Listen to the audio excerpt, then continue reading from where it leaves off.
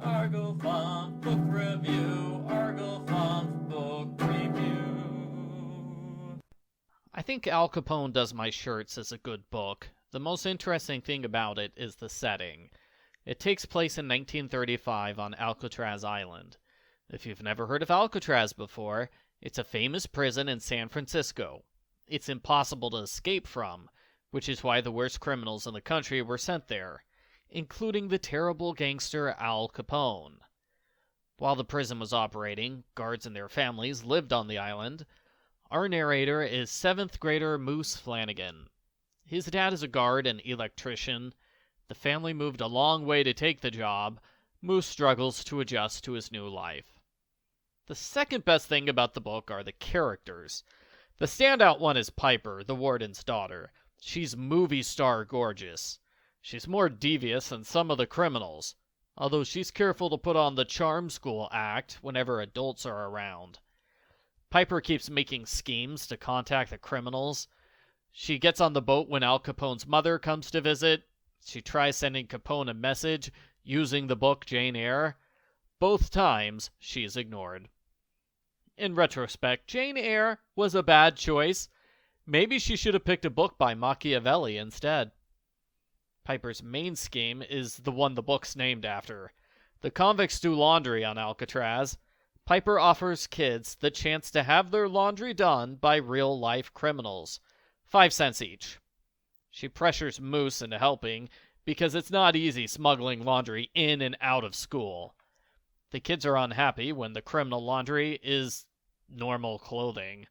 Piper could have washed them herself and no one would be able to tell the difference. In fact, it probably would have been a lot easier for Piper if she had taken the clothes to a laundromat instead of getting them in and out of Alcatraz.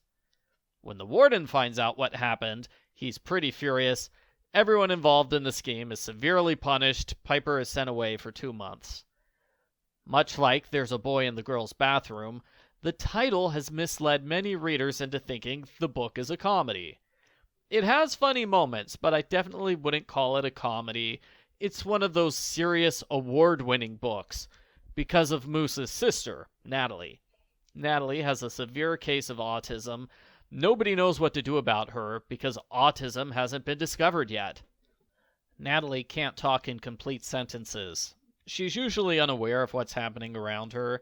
She's obsessed with buttons and book indexes. She occasionally has terrible screaming fits. She's really great with numbers. I could be wrong. It felt to me like Natalie's story took up more of the book than Moose's story, about a 60-40 ratio. The main reason the family moved to Alcatraz was so they could enroll Natalie in the Esther P. Marinoff School for children with developmental issues. The problem is that the school is for kids, and Natalie is 15. For years, Mom has lied to everyone and says Natalie is 10.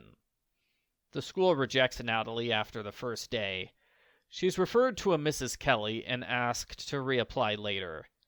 In order to afford Mrs. Kelly's services, Mom has to teach piano classes every afternoon, meaning Moose has to watch Natalie every day. That doesn't go well. The other boys at school get mad when Moose's scheduling problems interfere with their weekly baseball game. This coincides with Piper spending a lot of time with Moose's best friend, Scout. Moose decides to save his friendship with Scout by finding a baseball used by the convicts. He searches every day. He finds a gap in the fence that leads to the prisoner garden, but there aren't any baseballs there. Weeks later, Natalie disappears. Moose is horrified to discover she's been sneaking into the garden to meet with a prisoner. Piper, on the other hand, is excited. She thinks this could be her big chance to get Al Capone's autograph. Moose tries to tell his parents what happened. Mom is too focused on the boarding school to care about anything else. Admittedly, Natalie is doing much better than she was months ago. For the first time ever, Natalie uses pronouns and talks about her feelings.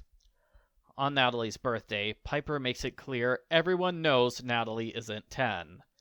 Moose stands up to his mother and insists they have to tell the truth about Natalie's age. Mom is furious at the time, but she later admits she's impressed by his actions. Natalie is unfairly rejected by the school a second time. After the Warden refuses to help, Moose has the idea to ask Al Capone. He slips a letter into Capone's mail, explaining the situation. 2 weeks later, the school announces they're opening a new branch for older students. Natalie is instantly accepted. Al Capone leaves a note in Moose's laundry. It's a one-word note which says, "Done." The book ends there.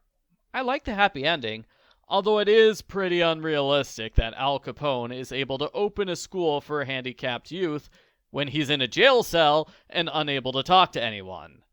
If he had that much power, you'd think he would use it to get out of jail. I think a sad ending might have fit the book better.